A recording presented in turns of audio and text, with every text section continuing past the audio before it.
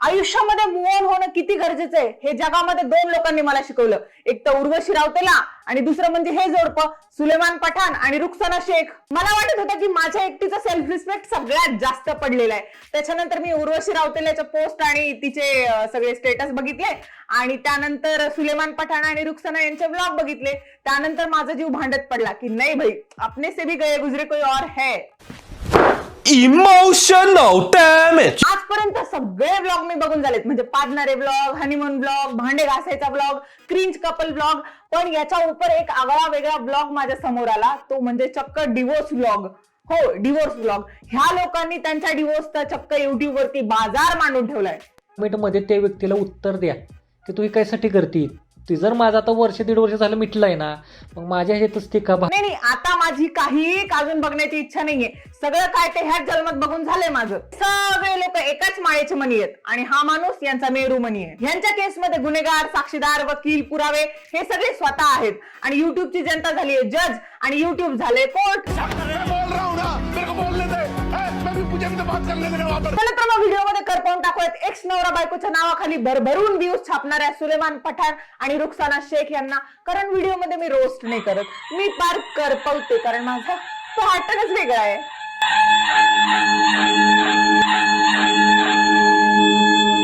नळावरचे भांडणं झाले, बायकांचे भांडणं झाले, गर्लफ्रेंड बॉयफ्रेंडचे भांडणं झाले, पण आता एक जगावेगळेच प्रकरण समोर आले. नवरा बायकोंचे भांडणं आले ते युट्यूब वरती, सॉरी एक्स नवरा बायकोंचे भांडणं युट्यूब वरती आलेले आहेत. बेटा यांना, यांचं नाव आहे सुलेमान पठाण आणि ह्या आहेत रुखसाना शेख. यांनी युट्यूबला पार कोर्ट समजून ठेवलेले, म्हणजे हागलं, मुतलं, डिवोर्स, ह्याने असं केलं, त्यांनी तसं केलं, सगळं हे युट्यूब वरती सांगतात. ज्यांनी केवळ प्रसिद्धीसाठी आणि थोड्याफार व्ह्यूज साठी एकमेकांच्या इज्जतीचे लत्तर वेशीवर युट्यूब वरती टांगून दिले. बसेल म्हणजे आधीच मी तुझ्या कचाट्यातून कसं तरी निसटलोय, म्हणजे आगीत नव्हतं मी फुफाटात शिरणार आहे का? हा, सुलेमान पठाण आणि रुखसाना शेख यांचं अगोदर लग्न झालेलं होतं आणि हे टिकटॉक वरती बऱ्यापैकी फेमस होते. आता मग त्याचा बाजार उठला, म्हणजे हो बाजारच उठला. त्यानंतर यांचा मोर्चा वळायला युट्यूब वरती आणि इंस्टाग्राम वरती. यांचे नॅचरल व्हिडिओ लोकांना आवडायला लागले. अचानक व्हिडिओ येणं बंद झालं, मग लोकांनी विचारलं कुठे गेली. आणि मग त्यानंतर यांच्यातल्या एका नातेवाईकांनी सांगितलं की ती याला सोडून गेलीये. त्यानंतर त्यांनी एक व्हिडिओ केला आणि व्हिडिओमध्ये मागचा पुढचा कुठलाही विचार न करता यांनी डायरेक्ट डिक्लेअर करून टाकलं की तिचे अफेअर्स होते, त्यामुळे हे दोघ जण वेगळे झाले.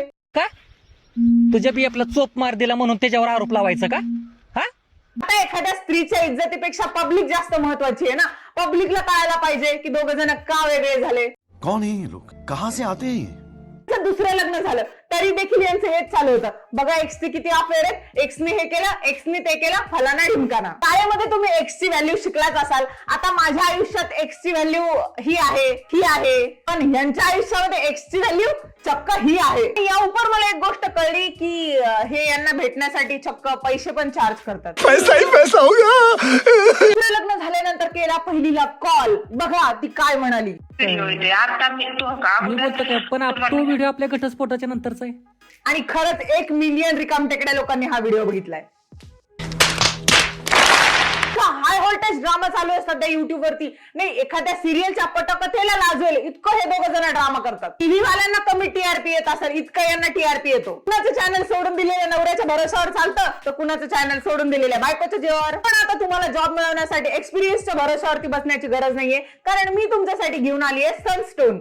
मेनली 3 कॅटेगरीमध्ये लोक करिअर बनवतात: क्रिएटिव्ह करिअर, जॉब करिअर आणि बिझनेस करिअर. पहिला आहे क्रिएटिव्ह करिअर, ज्यामध्ये मोस्टली युट्यूबर्स येतात, ब्लॉगर्स येतात, इन्फ्लुएन्सर्स येतात, ज्यांनी याला फुल टाइम करिअर बनवलंय. स्वतःची क्रिएटिव्हिटी वापरून लोकांना एंटरटेन करतात, जसं की honeymoon blog, cringe couple blog आणि बरंच काही. मग येतं प्रोफेशनल करिअर. आता सगळ्याच लोकांना क्रिएटिव्ह फील्ड आणि बिझनेस फील्ड मध्ये जॉब करणं पॉसिबल होत नाही, त्यामुळे आपल्याकडची लार्ज पॉप्युलेशन जॉब करते. आता वेगवेगळ्या फील्डमध्ये जॉब असतात, जसं की टेक्नॉलॉजी, मार्केटिंग, कॉमर्स. पण खरं स्टुडंट्सला जॉब मिळतो का, तर उत्तर आहे नाही. जॉब कोणाला मिळतो, ज्यांच्याकडे थोडेफार स्किल्स आहेत आणि ज्यांना थोडाफार एक्सपिरियन्स आहे. आजकाल प्रत्येक कंपनी एक्सपिरियन्स कॅन्डिडेट प्रेफर करते. फ्रेशर्स लोकांना तर भरपूर स्ट्रगल आहे. त्यांना तर फक्त थेरॉटिकल नॉलेज जास्त असतं, त्यामुळे त्यांना हार्डली एक्सपोजर मिळतं. तुम्ही पण जर सेम प्रॉब्लेम फेस करत असाल तर माझ्याकडे तुमच्यासाठी सोल्युशन आहे, ते म्हणजे सनस्टोन. सनस्टोन एक उच्च शिक्षण सर्व्हिस प्रोव्हायडर आहेत आणि ते फॅसिलिटेट करतात MBA, BBA, PGDM यांसारखे कोर्सेस, ते पण टॉप कॉलेजेस मधून. सनस्टोन मूळतः इंडस्ट्री ओरिएंटेड करिक्युलम आणि रिअल वर्ल्ड एक्सपिरियन्स साठी स्पेशलायझेशन कोर्सेस प्रोव्हाइड करतं. आणि इतकंच नाही तर सनस्टोन तुम्हाला 50+ मास्टर क्लासेस, 6 महिन्याची लीडिंग कंपनीमध्ये इंटर्नशिप आणि 10 करोड रुपयांपर्यंत सीड फंड देते तुमच्या स्टार्टअप साठी. हा सगळा अनुभव तुम्ही तुमच्या कॉलेज जीवनामध्ये घेता, त्यामुळे तुम्ही नॉर्मल फ्रेशर तर अजिबातच राहत नाहीत, तुम्ही होता experience fresher. Limited seats available आहेत सनस्टोन मध्ये. मग वाट कसली बघताय? सनस्टोनच्या मदतीने जॉब रेडी MBA करा आणि अजून बरेच सारे अग्रगणित कोर्सेस पण करा, ते पण टॉप कॉलेजेस मधून. आणि बना एक्सपिरियन्स फ्रेशर. लिंक माझ्या डिस्क्रिप्शन मध्ये दिलेली आहे, त्यामुळे व्हिडिओ झाल्यानंतर लगेच लिंक वरती जाऊन रजिस्ट्रेशन करा. मी नॉर्मल नव्हती ना, कारण मी एक त्यावेळेस सेलिब्रिटी होती. म्हणजे सेलिब्रिटी थोडक्यात म्हणण्यात एक टिकटॉक फेम होतो आम्ही त्यावेळेस, आणि त्यामुळे मला जास्त प्रॉब्लेम यायला लागला. नॉर्मल लोक आणि सेलिब्रिटी लोकांना शिंग वगैरे असतात का? नाही, मुळात तुम्हाला सेलिब्रिटी हा टॅग दिलाच कुणी?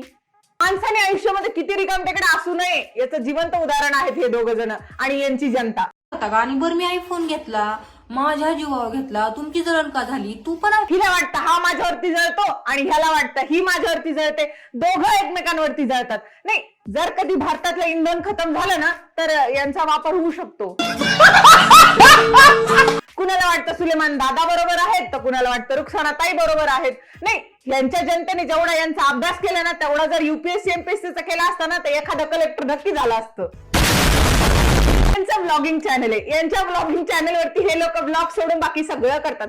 खुर्ची टाकून बसतात आणि एकमेकांची धुनी धुतात आणि मग काय रेकॉर्डिंग ऐकवा, पुरावे ऐकवा, याच्याशिवाय ह्या दोघांनी ब्लॉगिंग चॅनल वरती काहीही विशेष केलेलं नाहीये. त्यामुळे मी या ब्लॉगच्या प्रकाराला नाव दिले डायव्होर्स ब्लॉग. त्या जजला पण वाटत असेल नोकरी सोडून देतो मी आता. त्यांच्या ब्लॉगला ना संदर्भासहित स्पष्टीकरण द्या असं देखील म्हणता येईल. बोलणे दे अभि, तुने मुझे बहुत बार गबटायलाय. तू प्रत्येक वेळेस गबसवलं. मला फक्त एक गप बैठेलाय मैं. अरे एक तर मराठीत बोला नाही तर हिंदीत बोला, त्या भाषेचा खून कशाला करतायत? यानी कि पब्लिक क्या बेअक्कल है कि पब्लिक क्या बोळे से दूध पिती क्या? यांची मराठी भाषा जर खुद्द मराठी भाषेने ऐकली ना तर ती नाकाला क्लोरोफॉर्म लावल आणि बेशुद्ध होऊन जाईल. भाई क्या बोल रहा है तू, क्या बोल रहा है, उसके भाषा के बारे में बोल रहा है मैं. उत्तर त्याच्या हड्डीला देखील कमी चघळत असेल इतकं हे लोक एक्स वाईफ अरे एक्स हजबंड ह्या टॉपिकला चघळत बसतायत. लोकांचे कर्ज EMI वरती फिटतायत आणि यांचा डायव्होर्स EMI वरती होतोय. आणि इतकं जोरात लागला, 5 मिनिटं तर मला मुंग्याच आल्या होत्या. म्हणजे माणूस असं 5 मिनिट मुंग्या आल्या नाही, मग खडू मारून घ्यायचं ना. विनोद सॉरी. दादांनी आतापर्यंत इतके पुरावे केलेत आणि हे पुरावे जनतेला दाखवून काय सिद्ध होणार यांचं यांनाच माहितीये. पण ह्यांनी जर CID जॉईन केली ना तर फार भलं होईल देशाचं. हे जे मी भरले, मला काही कामधंदा म्हणून नाही, म्हणून मी एवढे मी हे 8 GB हे 128 GB हे पुरावं लागणारच ना आपल्याला. आता कुठं क्राईम झाला ना तर पोलीस लोक अगोदर सुलेमान पठाण यांना बोलवतात तिथले पुरावे शोधण्यासाठी. व्यक्ती प्रत्येक वेळेस लाईव्ह सापडली आहे. एकदा नाही, दोनदा नाही, 4 वेळा जर ती लाईव्ह सापडली असेल आणि मार खात असेल ते तिचा BF, तर मग एक कुणाचं कोणासोबत अफेअर होतात या गोष्टीबद्दल हे लोक सर्रास बोलतात. यामुळे त्या व्यक्तीच्या आयुष्यावरती काय परिणाम होईल याची जरा देखील जाणीव या लोकांना नाहीये. अरे स्वतःच्या वडिलांनी तिच्या वडिलांनी सुद्धा लव जिहाद केले. म्हणजे ते मला सांगा ती आजपर्यंत लव जिहाद नाही, लव जिहाद हा किती मोठा शब्द आहे आणि हे किती मोठं ॲलिगेशन आहे हे आपल्या सगळ्यांना माहितीये. आणि हे लोक दुश्मनी काढण्यासाठी सर्रास एकमेकांवरती आरोप लावतात. आणि बरं तसं जरी असेल तरी पण हे गोष्ट पब्लिकली बोलण्यासारखी नाहीये. याच्यामुळे कदाचित समाजामध्ये तिढा निर्माण होऊ शकतो. आज माझ्या स्टोरीला, इंस्टाग्रामच्या स्टोरीला मी टाकलं सगळं डायरेक्ट. मी तर पोराची नावं मी टाकलं, तू कोणाकोणावर अफेअर केलीस ते. ती जरी तुमची एक्स वाईफ असली तरी ती एक स्त्री आहे. तिचं कॅरेक्टर असॅसिनेशन करण्याचं ते पण पब्लिकली याचा कुणालाच अधिकार नाही. IPC सेक्शन 354 नुसार वुमेन मॉडेस्टीला जर तुम्ही धक्का पोहोचवला तर तुमच्या सगळ्यांवरती केस दाखल होऊ शकते. स्त्री कोणती पण असो, तिचा व्यवसाय कुठलाही असो, पण तिच्या व्यक्तिगत आयुष्याबद्दल बोलण्याचा अधिकार कुणालाही नाहीये. हे प्रकरण सुरू झालं जेव्हा रुखसानाताई एका पार्लरमध्ये स्वतःचा मेकअप करून घेण्यासाठी गेल्या आणि तिथे त्या बाईनं रेकॉर्डिंग करायला सुरुवात केली आणि तिने यांचं परमिशन न घेता ह्या ज्या बोलल्या ते देखील रेकॉर्ड करून घेतलं. आणि रुखसाना शेख यांनी 2 मैत्रिणी भेटल्यानंतर जसं एकमेकींपाशी मन मोकळं करतात तसं आपल्या मनातल्या सगळ्या गोष्टी तिथं सांगितल्या. आणि मग त्यानंतर त्या पार्लरवालीने ती सगळी रेकॉर्डिंग सुलेमान पठाण यांना पाठवली. आता यामध्ये सुलेमान पठाण हे म्हणतायत की रुखसाना माझ्या आत्ताच्या बायकोची आणि माझ्या भावाचे एकमेकांसोबत नाते जोडून बदनामी करते. जी म्हणते की ह्या दीर भाऊजाने असं केलं तसं केलं अमुक केलं तमुक केलं. दादा त्या 4 भिंतींच्या आतमध्ये बोलल्या. फार तर त्या बाईने 400 लोकांपर्यंत पोहोचवलं असतं, पण तुम्ही व्हिडिओ करून चक्क ही बदनामी 4 लाख लोकांपर्यंत पोहोचवली. ह्यात कसं झालंय माहितीये का, 2 बोक्यांच्या भांडणामध्ये तिसऱ्या माकडाचा लाभ. हो आता व्हिडिओ मध्ये बघितलं ना दादा, बहिणीबद्दल पण काहीतरी बोलली तुमच्या. 2 मैत्रिणी भेटल्यानंतर मनातलं सुख दुःख सांगतात, हे खरंय. पण बायकांना चुगल्या करण्याची सवय असते, हे देखील तितकंच खरंय. तिनं माझा मेकअप चांगलाच केलता आणि खूप सुंदर केलता, आमच्या घरच्यांना पण आवडलेला. सो कॉल्ड मेकअप आर्टिस्ट काय करतात माहितीये का, ह्या फेमस युट्यूबरला किंवा इन्फ्लुएन्सरला बोलवतात, त्यांचा बचबच मेकअप करतात, त्यांच्या डोळ्यामध्ये अशा एकदम विचित्र अशा लेन्सेस टाकतात आणि त्यांचा फोटोशूट करतात. ह्या बिचाऱ्या भोळ्या भाबड्या पोरी याला मॉडेलिंग करतं असं म्हणतात. अगं ए मूर्ख मुलींनो, त्याला मॉडेलिंग करणं नाहीत म्हणत, त्या पार्लरवाल्या तुमच्या चेहऱ्याचा कॅनव्हास म्हणून युज करतात, रंग भरतात ते त्याच्यावरती. आल्या मोठ्या मॉडेलिंग करणाऱ्या. हेच उपाशी मरत नाही म्हणजे हे काय टिंबटिंबाचाच व्यवसाय करून ही एवढा पैसा गोळा करते का? सच a shame. Woman modesty, woman privacy या गोष्टींचा ह्या बायकांना आणि ह्या माणसांना लवलेस देखील नाहीये. मित्रांनो कसं आहे माहितीये का, आता पाणी ना डोक्याच्या वर आता चढायला लागलंय. म्हणजे काय झालंय, डोक्याच्या वर? तुमचं डोकं इथे आहे का?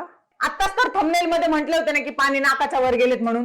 काय एक ते ठरवा बरं, नाकाच्या वरती का डोक्याच्या वरती. अगोदर विचार केला होता की कशाला रोस्ट करायचं हे यांचं बघून घेतील, पण जेव्हा हा माणूस यांच्या एक्स वाईफ बद्दल काहीही बोलत होता त्यावेळेस एक स्त्री म्हणून मला ते अजिबात ऐकवलं जात नव्हतं. 4 वेळा जर ती लाईव्ह सापडली असेल आणि मार खात असेल ती तिचा बीएफ, तर मग दुसऱ्यांसोबत पकडलं तिला.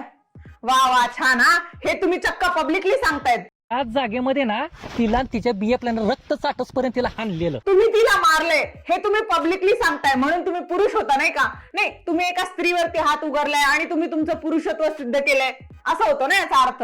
एकतर हे प्रचंड नाजूक प्रकरण होतं. तिने काय केलं, तिने लग्नात चीट केलं की नाही केलं हे प्रकरण पब्लिक समोर आणण्यामध्ये कुठलंही शहाणपण नव्हतं. एक स्त्री जी की तुमची एक्स वाईफ आहे तिला तुम्ही मारले, तिच्यावरती डोमेस्टिक व्हायलन्स केलाय आणि हे तुम्ही प्राऊडली पब्लिक समोर सांगतायत आणि तुमची पब्लिक याला सपोर्ट देखील करते. वा रे जनता. आणि याच्यामध्ये तुम्हाला पुरुषार्थ वाटतो नाही का? मोठे आम्ही खानदानी माणसं आहे, झाकलेली मोठे आम्ही खानदानी माणसं आहे, झाकलेली मोठे नको इज्जत. दादा खानदानी माणसं आहेत ना, बायको किंवा कुठलीही बाई असो किंवा कुठलीही परकी स्त्री असो तिची इज्जत चव्हाट्यावरती नाही ताणत.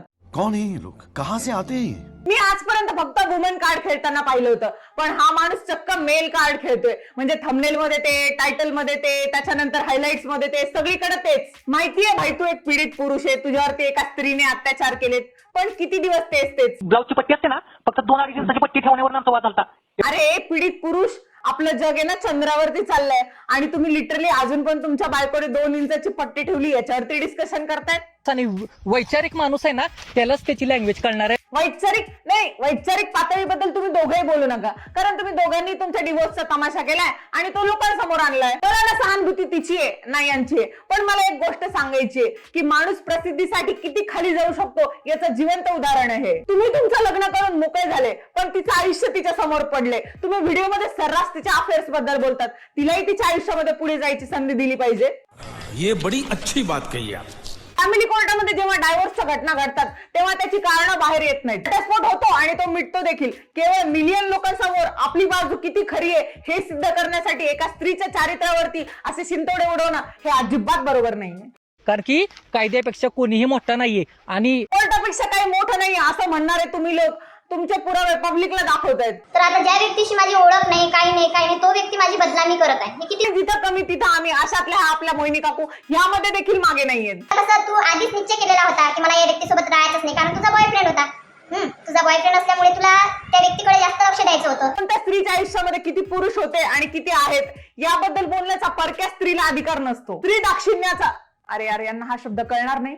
स्त्री तत्वाचे झेंडे मिरवणारे आपल्या काकू त्रास देणं, तू सुद्धा एक स्त्री आहे लक्षात असू दे. मग जेव्हा विषय तुमच्यावरती आला त्यावेळेस तुम्हाला त्या बाईच्या पर्सनल मध्ये जाण्याची काय गरज होती? त्या बाईला किती बीएफ आहे, तिची काय ओळख आहे, हा सगळा प्रकार काढण्याची काय गरज आहे? Woman card, male card, victim card इतके कार्ड खेळून झालेत ह्या लोकांचे. युट्यूबनी यांचा एक वेगळा पत्त्याचा कॅट बनवायला पाहिजे. हे लोक नाही का पत्ते खेळताना हुकुमी एक्का वापरतात, तसं हे लोक हुकुमी एक्क्याच्या जागेवरती पुरावे वापरतात.